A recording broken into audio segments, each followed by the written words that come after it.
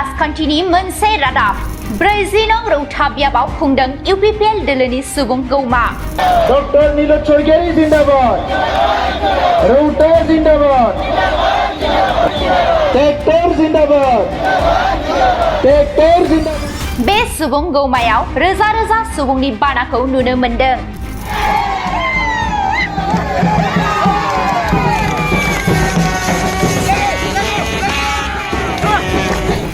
फैगौ 22 सेप्तेम्बराव खुंजानो गोनां BTC बिसायख'थिखौ नोजोर होनानै UPPL दोलोआ साखाफारा ट्रैक्टर जिंदाबाद, ट्रैक्टर जिंदाबाद। दाब दाब बियाबफोराव UPPL दोलोनि बिजाथिफोरखौ देरहासार खालामनो थाद'नाय गैयै बिसायख'थि फोसावदिं मेल खुंनायखौ नुनो मोनदों।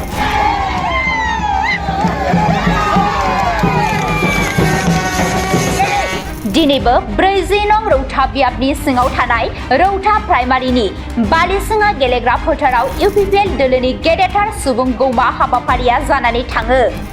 बे हाबाफारियावनो UPPL दोलोनि आफादगिरि प्रमद बर'आ बाहागो लादों।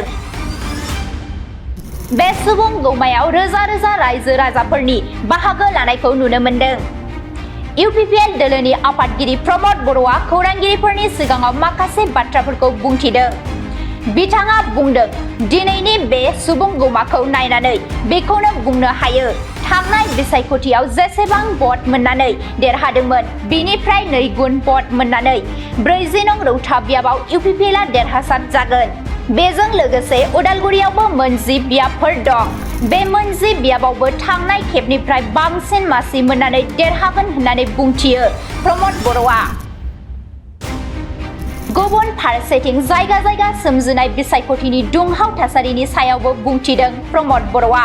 बिथाङा बुंथिदों, BPF दोलोनि माखासे सोद्रोमाफोरा जायगा जायगा हिंसायारि खामानि मावदों।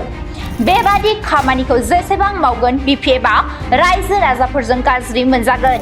UPPLआ जेबो खहा जाया, मानोना आथिखालाव बेबादि सोरबा गारि बुफायनाय, दादागिरि खालामनाय बैसोर सुबुंखौ मानसिफोरा मिनियोसो, बिसोरखौ रावबो गिया। बे बाथ्राफोरखौ खौरांगिरिफोरनि सिगाङाव बुंथियो UPPL दोलोनि आफादगिरि प्रमद बर'आ।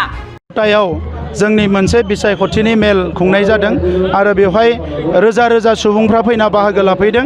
बेवहाय बर'जों लोगोसे गुबुन गुबुन हारिफ्राबो फैदों आरो दिनैनि बे गौमाखौ नायनानै बा गेदारिंखौ नायनानै जों बेखौनो बुंनो हायो जे रौता समस्तिया थांनाय बोसोराव जों जिखिनि डिफारेन्सआव देरहादोंमोन एबार डाबल डिफारेन्सआव देरहानो थांगासिनो दङ आरो रौताजों लोगोसे उदालगुरियाव गासै 10 जोंहा कन्स्टिटुवेन्सि दङ।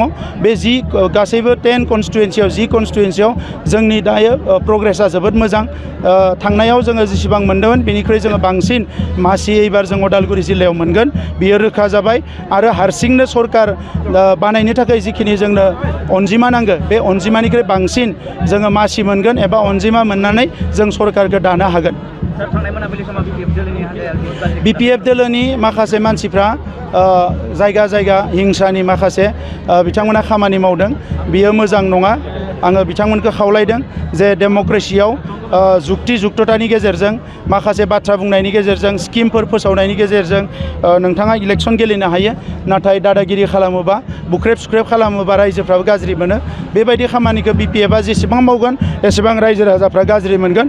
UPPLआ जेबो खथि जाया, मानोना आथिखालाव बेबायदि सोरबा गारि बुफायनाय, दादागिरि खालामनाय बेफोर मानसिखौ मानसिफ्रा मिनियोसो, बेखौ रावबो गिया। दा नंखायनो बिथांमोना जाय बेबायदि साजा उदखारि खामानि मावगोन बिसोरो जेलाव थांगोन।